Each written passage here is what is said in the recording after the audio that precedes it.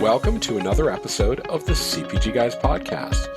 Our hosts, Sri Rajgopalan, Peter V.S. Bond, and Brian Gildenberg explore how brands and retailers engage consumers in an increasingly digitally driven world.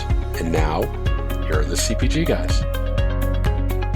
Hello and welcome to the CPG Guys podcast, where we explore the omni-channel digital journey of brands and retailers. I'm your co-host, PVSB, and when I'm not podcasting, I'm Partnership Acceleration Lead at Flywheel Digital. We're recording today's episode from sunny Miami, Florida at the 2023 Possible event being held at the majestic Fontainebleau Hotel. If you're not familiar with Possible, it's an immersive and engaging celebration, brimming with content dedicated to future-thinking marketers, combined with innovation and emerging technologies. The CPG Guys want to give a special thanks to Albertsons Media Collective for providing us with space inside of their private suite for us to record content at this event. Before we get to our guest, I want to remind our audience to visit cpgguys.com, where you can find links to our podcast on all major and minor podcast platforms. And if you're not already doing so, please follow us on LinkedIn, where we publish new content each and every day of the week, even on weekends. Please also subscribe to the other podcasts in our collective, including the FMCG Guys, CPG Scoop, and the newest edition, CPG Guys Fast Forward, starring our very own Brian Gildenberg. And we're also proud to be sponsors of Next Up, formerly Network of Executive Women, whose mission it is to advance all women in business and to promote gender equality in the workplace. As supporter-level sponsors of Next Up, we are afforded 50 memberships, which Brian, Sri, and I are looking to allocate to female entrepreneurs or women working at companies that are not currently partnering with Next Up. If you'd like to avail yourself of a membership in Next Up, email us at contact@cpgguys.com. The digital liner notes of this episode contain hyperlinks to our site, the other collective podcast sites, our LinkedIn page, and of course our landing page on Next Up's site. So without any further ado, let's get to our guest. If you're a loyal listener of this podcast, you're familiar that a frequent company represented in our episodes is, in fact, Albertsons Media Collective, the retail media division of Albertsons companies. They're back with us today, and they've sent us an entirely new person to face the CPG Guys gauntlet. I'm just kidding. She's the recently promoted VP of Engineering, leading a team that is building innovative ad tech capabilities to deliver scalable, market-leading ad products with a privacy-first approach. Her leadership and the dedication she instills in her team allows Albertsons Media Collective to provide the products and services necessary to meet the growing needs of their clients. Please join me in welcoming to the podcast Sravanthi Muppidi. Sravanthi, welcome. How are you doing today? Doing great, Peter. Thank you for having me here. Oh, we're so excited. You are actually our first engineering lead to join the podcast. So we can't wait to get in to talk about kind of like how the sausage is made, so to speak, in the background. So it's really great to be with you here, particularly we're here in Miami, and it was so kind of Albertsons Media Collective to give us some space in your suite to do podcast recording. So we're really excited. Before we get to the questions I prepared, I'd love for you to remind our audience, what is Albertsons Media Collective, and specifically your team, what you do to support this platform that enables brands to connect with Albertsons customers. Sure. And the pressure is on. You said I was the first engineering lead on the show. You're setting the standard. You're setting the bar. So this is good. Exactly. So Albertsons Media Collective is the in-house media network for Albertsons. Albertsons used to outsource all of our media to an agency. And about a year ago, we brought everything in-house. So we started building the platform to monetize our media. So Albertsons Media Collective is about a year old right now, doing into the media business, helping the brands grow with us. And your next question about how is my team helping it? So my team is the technology division for Albertsons Media Collective, building the solutions, as you indicated, in a privacy-first approach to enable the media business in a partnership-oriented way. We call ourselves Co-op Garden. So we're looking at partnership-based approach with building and partnering with ad tech vendors to help solve the media technology problem for retailers. That's great. Thank you for that, Sravanthi. We're going to include in the digital liner notes of this episode, since about 90+% of people listen on their mobile app, we're going to include a link to your LinkedIn profile, to Albertsons Media Collective's LinkedIn page, and to Albertsons Media Collective's website. So people don't have to write this all down. They don't have to figure out how to spell names or company names or whatever. They can just go to the digital liner notes and click the hyperlink, and everything will be really easy. Awesome. So thank you. Let's get to the questions. I'm going to start with a little bit of background. So you have been spending the last 14 or so years of your career deeply rooted in retailer capabilities. Would you start by sharing with our audience some of the pivotal roles you held where you developed skills that have prepared you for leading this engineering team at Albertsons Media Collective? Good question, Peter. I have to go down the memory lane. So I did digital marketing technologies for Macy's, my prior employer, for about 11 years, actually. Mm-hmm. It's interesting that I was almost all of my career as an engineering leader. I actually had the whole suite of software development lifecycle. You name it, I've done the role, actually. Okay. So I did release engineering, program management, engineering for development cycle for Macy's. But what is funny is I landed into the collective in a very tricky way, I would say. I used to handle site monetization for Macy's. We used to call them site monetization, which is nothing but a primary retail media network step for retailers. Mm-hmm. So I handled their loyalty platform, promotions, offers, all of digital marketing, both MarTech and the regular marketing solutions for Macy's. And part of that was site monetization, where we said, like, we partnered with Criteo, and Criteo used to be our network, and we just outsourced all of this to Criteo. And then all we did was monetize the assets. So when I came to Albertsons Media Collective, it was for loyalty, actually. Mm-hmm. Interesting part is, like, I interviewed for their head of loyalty. And then in the conversation with one of the interviewers, I was sharing my experience as, head of technology for digital marketing. And I was talking about, hey, we have pricing model of CPM. We do the site monetization. We partner with Criteo. And he just stopped me and he said, like, we have this amazing thing called shopper marketing that we are starting to in-house in Albertsons. And I'm like, I have no clue what that means. Okay. And then he said, like, you don't have to. Just, like, why don't you join us? Trust me. Come on over. Oh, wow. So you're talking about cost per thousand, and all of a sudden, the next thing you know, they're drawing you in to this new retail media adventure. Exactly. And I was like, for the record, I have no clue of ad tech except for CPM being cost per thousand impressions. There you go.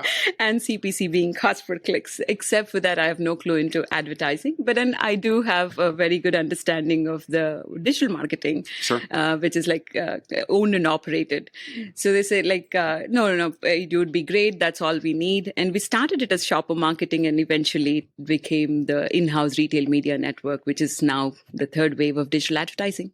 That's great, Sravanthi. So now let's move into what you're doing at Albertsons. Our first guest from Albertsons Media Collective was your colleague, Evan Hovokra, the VP of Product and Innovation.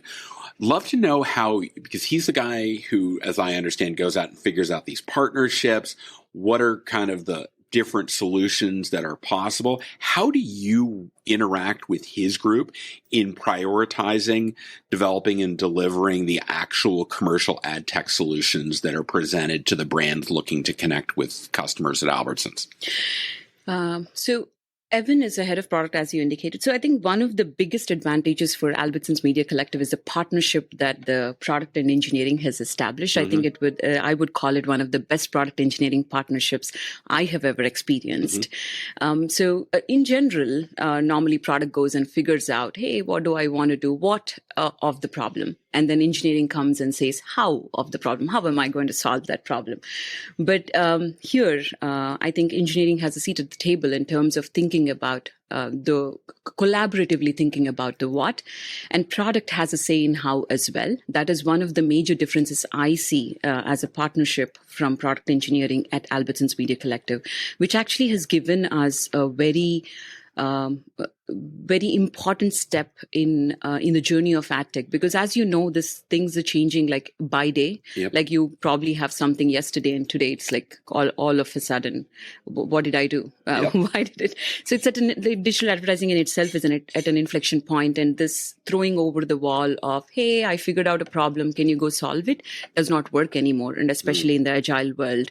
So I feel like we perfectly figured out a way of working together where we go together to understand how the industry is changing, market analysis, and where do we want to go build or buy the solutions. And it's a collective understanding. And the other thing I feel is very important for this partnership is ideas are everywhere, right? Ideas come from every person, every individual in the organization. So we have established this process of ideation where we are saying open for all. We have a labs concept at Albertsons Media Collective where Evan and I, we partner to say, hey, there is this way of bringing ideas to the table. Here is how you do it. Here is how we curate and prioritize. And everybody gets to bring their idea to the table. And we think about, hey, is this financially viable?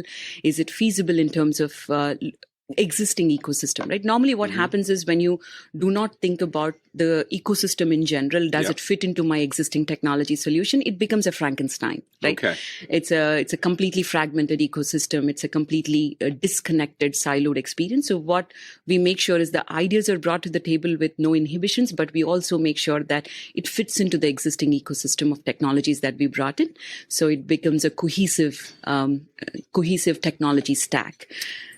I love the fact that you and Evan partner to do this, because I think what that yields is not an expectation of here's the solution we're going to deliver. Now it's your problem to figure out whether, one, it's feasible, and two, whether it is appropriately monetizable. And so the fact that you're walking hand in hand through this journey says to me you're able to build meaningful solutions, which kind of plays into my next question for you.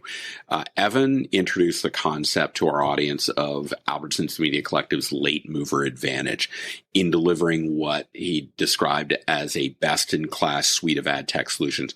How have you worked with him to go out and actually identify what constitutes best-in-class out in the industry?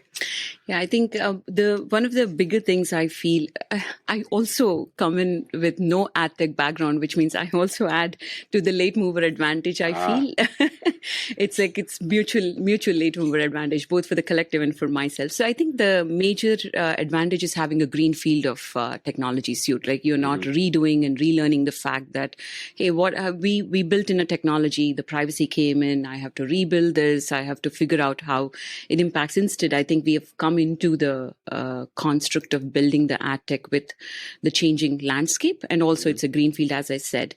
And one of the bigger things that the late mover advantage brings us is being able to understand the evolving technologies in the construct of the privacy, and also being able to fit it into the regular norm rather than redoing everything that we have built, as I indicated.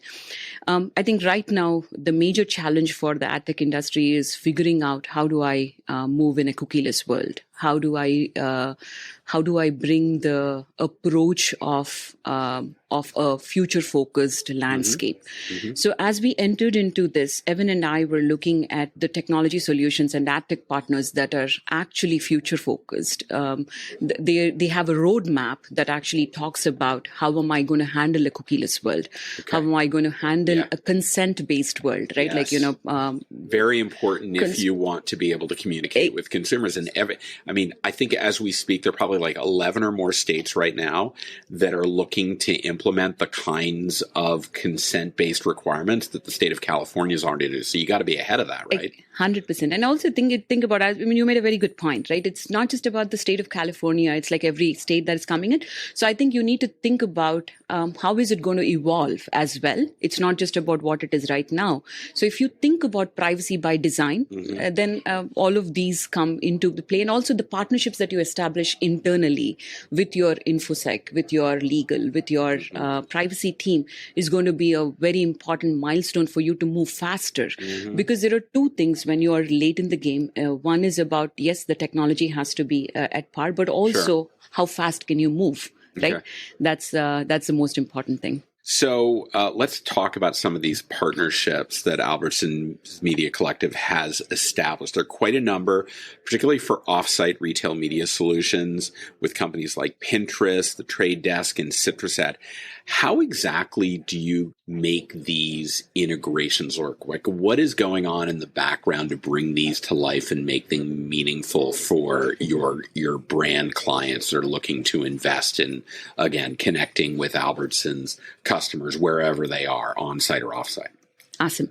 So I think one of the biggest things as a retailer is the understanding of our consumers, like how do they shop with us, the frequency at which they shop with us. So there is already established infrastructure in terms of the retail commitment to the consumer, right? If you think about the consumer and walk backwards, then what you as a retailer have is the biggest infrastructure to understand the consumers, making sure that we are delivering the solutions. Now, when you bring in the media construct, it's a B2B business, right? Like we are thinking about what is the brand objective? What is the brand trying to do?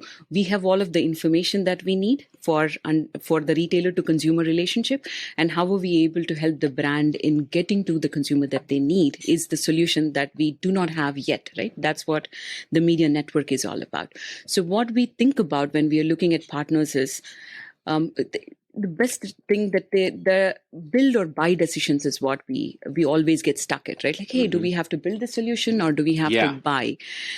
So I think that's to me, I think the integration comes into picture when you have an open mind about the opportunity costs as well. Like, hey, there is people out there are ad tech vendors out there who have figured out a bidding algorithm, for example, right? Like you spoke about Citrus, you spoke about Google. So they have already mastered what has to be done in an RTB construct. How does the programmatic work and all of that? So what we try to do is we will do what we are very good at, which is retailer to consumer infrastructure that is already available, the shopper experience, setting up of all of the e-commerce platform. So when we think about integrating with ad tech vendors, now you think about how are you going to fit them into your ecosystem of e-commerce platform. I have a commerce platform, I have an experience platform, owned and operated MarTech solutions. I think we invest in that, and then we partner with ad tech vendors who are bringing in a huge expertise in terms of programmatic, in terms of figuring out the bidding algorithm. So there's no reason why we'll have to spend even more time in creating a bidding algorithm ourselves. So that would be a construct of, hey, why don't we partner instead of building it? Because now it might take like 2 years for us to go into maturing the solution, whereas we can just partner and scale immediately. So that's one of the biggest things that we think about and figure out what is the right way to approach this.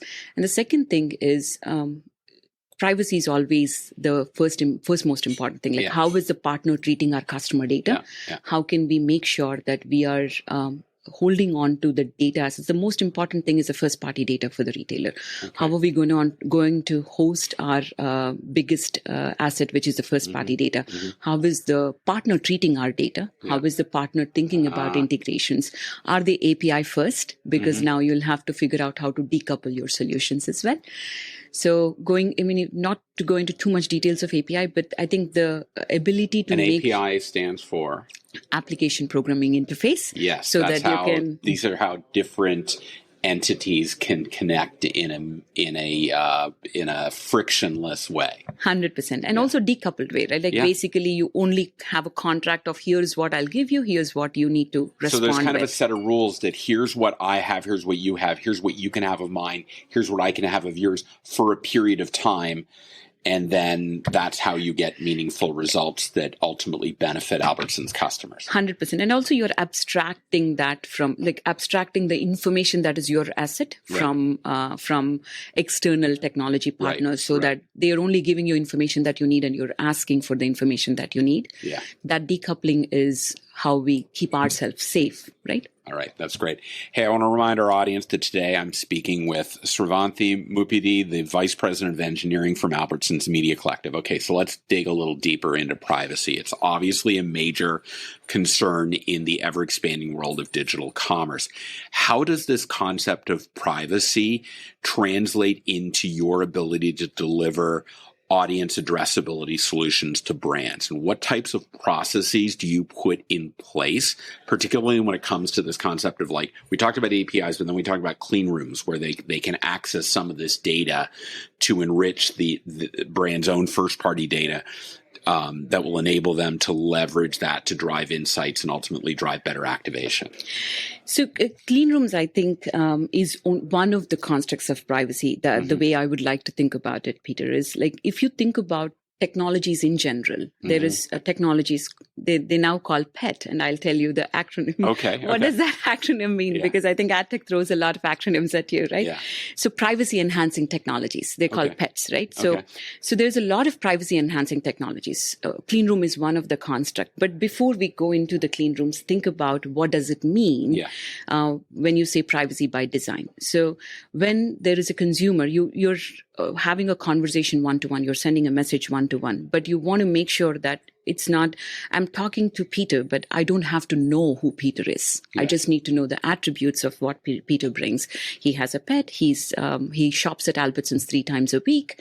And how do you know I have a pet? You have it because you look at the data of what I'm buying. Exactly. Right? For me, it's so fascinating because I come from a world where demographics are not the mechanism by which decisions should be made. They are an indication of simply the fact of someone is, but it's not it's really who you buy. That is what determines in my 15 years in the space what you should be activating on. Because just because income is my favorite, right? Income is not about a propensity to buy. Exactly. It's really just about a capacity to buy. And 100%. That's fundamentally different. So when you start thinking about using that and building it into your targeting capabilities. 100%. That's very well said, Peter. So I don't need to know that Peter has a pet. I just need to know that there is this person who has a pet who is shopping with Albertsons twice a week, and then he loves to buy pet food, or there's number of people in your household probably does not matter, but what matters is what are you shopping for that household, right? Yeah. So I think privacy enhancing technologies are anonymizing the information about the customer, but thinking about the behavior of the customer and then trying to cater to the needs of the customer based on the behavior. I have to imagine you have to spend, when you start thinking about what you're going to make available to third parties, you have to set rules for that interaction that are granular enough that they can get meaningful insights, but not so granular that they can identify who the household is. So there's this kind of trade-off between what you're doing so that it's actionable, but not completely identifiable. 100%. And also it's mutually beneficial as well. If you think about the value exchange that you get, Peter, it's mutually beneficial as well, right? If I'm browsing a website and I actually have been a past purchaser of a Pepsi or a Coke, then it's important for me to see that relevant information as a consumer. So but if it's a little creepy of, hey, how come they know this information? Then it just makes me uncomfortable because you're like addressing me personally in terms of, I know exactly, hey, are you diabetic? That becomes creepy, right? So there's a balance between how you want to identify an individual versus how you are messaging to them. So I think the privacy enhancing technologies are anonymizing all of the information of a consumer and making sure that we are catering to the relevance or personalization preferences. And I might be uncomfortable. That's where consent management platforms come into picture as well. That's another privacy enhancing technology. When you think about consent management, am I comfortable to share that information with you? I have to honor that.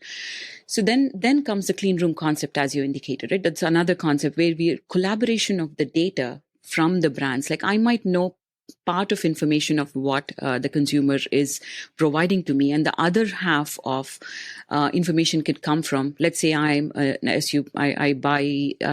buying in a car. I'm in market for an insurance. So I might be able to get information which completes the complete profile or a 360-degree view of a consumer based on sharing of the data. Yeah. But then again, the main important thing is how am I going to anonymize? It's not just about like who the customer is, what's the identity of the customer. And data sharing becomes like, you share at a granularity, but then you aggregate and then bring it back at an insight level, right? Like what kind of insight can you create without knowing the actual information of the consumer? Oh, that's really great. So let's switch and talk a little bit about performance metrics, because at the end of the day, brands are going to invest in retail media platforms like Albertsons Media Collective based upon the performance that they're seeing coming out of it. So your colleague, Claire Wyatt, who, by the way, for our audience, do you know that if you haven't heard Claire's episode, you should? It's our 7th most downloaded episode ever and growing. She's eclipsed Evan. I don't know. It's probably, I hope he's not around, because if he hears that, he might get a little jealousy there. But, your resident rock star around marketing science, Claire, is a very strong advocate for robust performance measurement underpinning your commercial offerings. How is your team involved in making sure that the platform is able to deliver the measurement components of ad tech?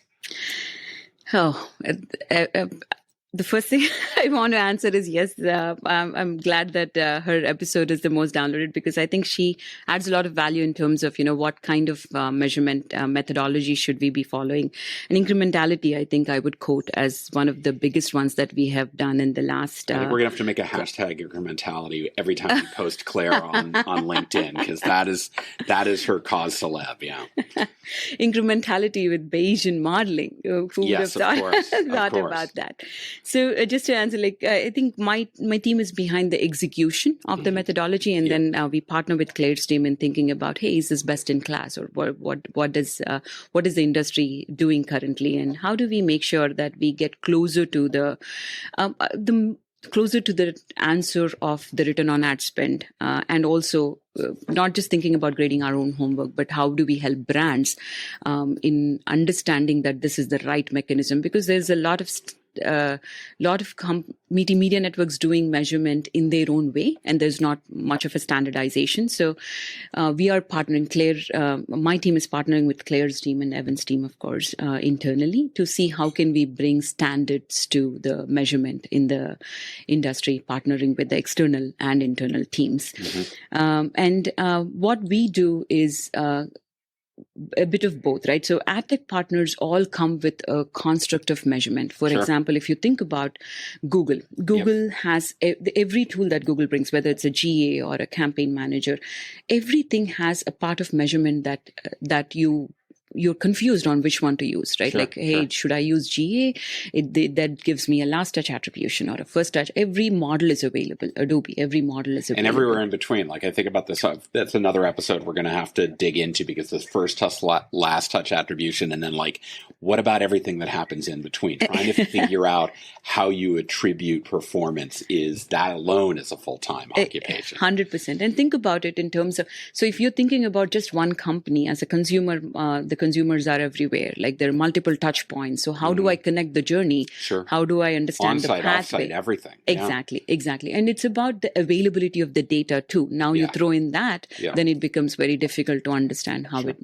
So what we do is help Claire's team in figuring out how do we have the right data pipelines created to capture, ingest, and connect the data to a way that she's able to answer the question of the return on ad spend, incremental revenue, or sales, and what are the right metrics to capture, because your data collection and your data ingestion and your data curation capabilities depend on what kind of answers are you looking for, and how can we organically grow. For today you might want a different answer, tomorrow you might want another answer, because and brands want different answers. One brand wants their measurement one way, another way.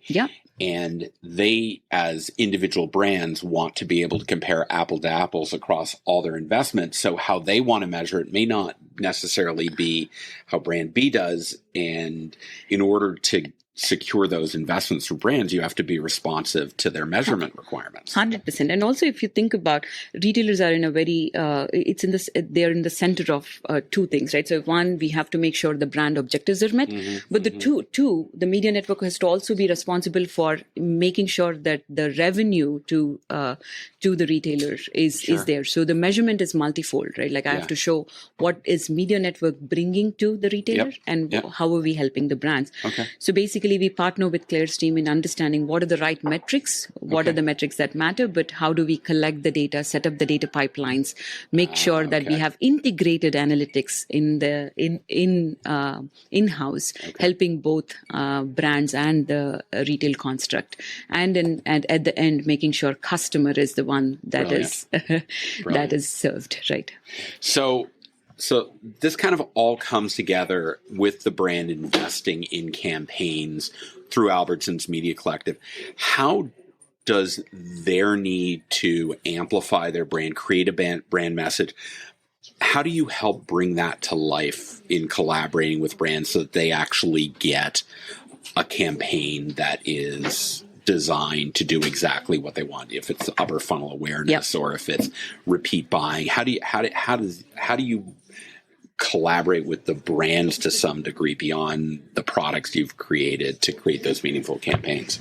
Good question, Peter. So I think this has been a great learning for me as well as we think about the brand journey, right? And I was indicating that the media network in itself is an entry into a B2B market, right? Like we have had relationships with the consumers where we understand the consumer really well. And how do we translate as a growth objective for the brand is a great learning from the media network standpoint, right? So when you think about that,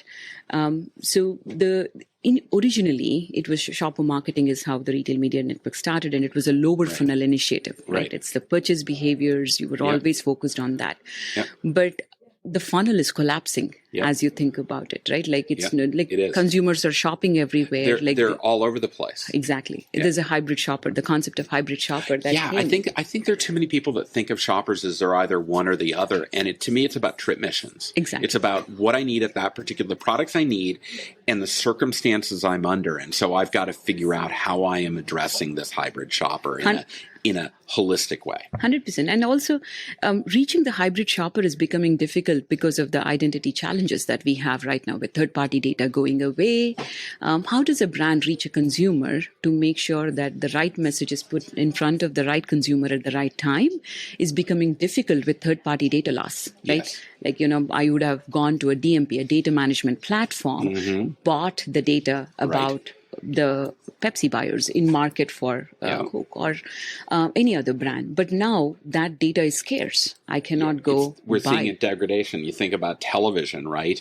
The ability to reach a particular, I hate using demographics, but I will in this case, the age demographic, the younger one, they are increasingly part of a community that's being referred to as the unreachables. You can't reach them because they've disconnected from linear television. Yeah. So that's where you have to start creating these other partnerships, I have to imagine, 100%. to try and figure out where to get that data about those shoppers so that you can communicate with them. It's exactly. And also, the exact journey that the shopper is on. Yes. Is he in the awareness journey? Is he you spoke about repeat purchasers. Yes. How would I know, that he's a repeat purchaser? The retailers have the best ability to figure that out. You have the most frequent connection to consumption of those shoppers 100%. Of any retailer channel in the industry. 100%. And also it's like freshness of the data too. Yep. Like if you're going and buying a third party data from someone, who knows when that is collected and how can you make sure your message is. So I think that's one of the things that we are going to be able to help the brands. I would like to say that this is going to be the growth engine for the brands if you establish the right connectivity with the retailers. And my team is trying to help connect the technologies in all of that and making sure that the data, the quality of the data is really high, and also the understanding of the consumer throughout the journey and whichever touch point we have. I think that's going to be super important for the brands, especially with where the industry is going. All right. So my last question is, let's look to the future, right? Would love for you to share with our audience some of the key capabilities or areas where you're looking at innovating around to support this great ad tech platform that you're creating at Albertsons Media Collective? We hear a lot of terms, ChatGPT. We hear terms like the metaverse. Like, what are the areas that are intriguing you, and why are they intriguing you? Oh my God, there's too many technologies out there that I would want to go and invest immediately. Kid in a candy store, so many great things to do. So like the shiny new object is always the best, right? So I think you brought up clean rooms in the start. Like privacy enhancing technologies are some things that we are constantly trying to make sure, because privacy by design is our motto. Yeah. But if you ask me about the future focused technologies, there are two things that I'm super interested in. Okay.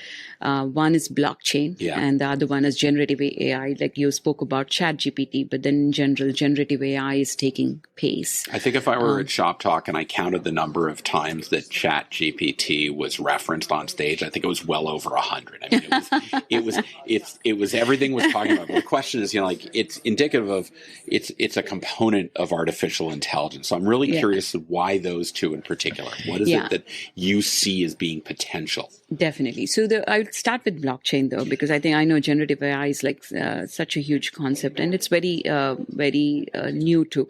I'll start with blockchain because one of the biggest challenges in the advertising industry is the fraud, right? And also like how do you take the consumer intent? Like we've spoken about the number of ad tech partners that are there to scale. Yep. Every time you go to a different partner, like the construct of what did I consent for as a consumer? Sure. How do you carry that over?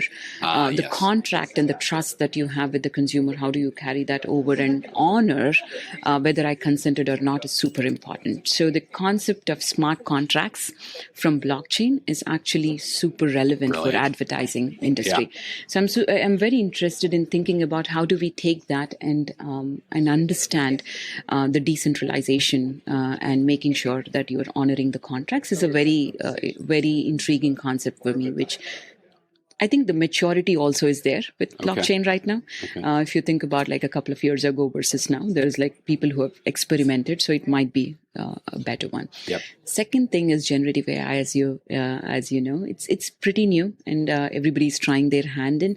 So you'll have to see how it pans out, because everybody's trying to figure out what is the most value you can create with this still. Yeah. So I'm interested to know where can we leverage it as much. It could be the biggest thing could be productivity, right? Yeah, it's a workforce multiplier. Exactly. Absolutely it is in so many different ways. And we have a lot of work to figure out how that is, but I think intuitively that's where our minds go. 100%. Yeah. I want to remind our audience that you should visit the CPG Guys website at cpgguys.com. You can find all of our content. And if you think you or your company has some thought leadership to contribute to our ongoing community discussion, drop us an email at contact@cpgguys.com, and maybe you can join us on a future episode of the podcast. Don't forget, while you're at cpgguys.com, on the navigation bar at the top, there's a section for ratings and reviews. Leave us a rating and write a review. We want your feedback. That helps us determine what are the topics that we cover on these episodes. And of course, thank you to the 21,000 and growing LinkedIn followers of our community. We're so grateful that you trust us to both educate and entertain you on a weekly basis. Sravanthi, I want to thank you so much for joining us today at Possible here in Miami. I know you're going to be on stage in a workshop, actually. What are you going to be talking about? So we're talking about the journey, enabling retail media network and the journey through that. Evan and I will be on stage, and thank you for having me here, Peter. And I really enjoyed having you there. It was a great conversation. We always love talking to Albertsons Media Collective, and you've added a different angle this time and setting a trend. Are you giving me the jacket? Oh man, everybody wants the jacket. I'm going to have to place a big order for these. Anyhow, thanks so much for joining us, and to our audience, we greatly appreciate you being with us. Look forward to speaking with you on the next episode of the CPG Guys podcast. Goodbye.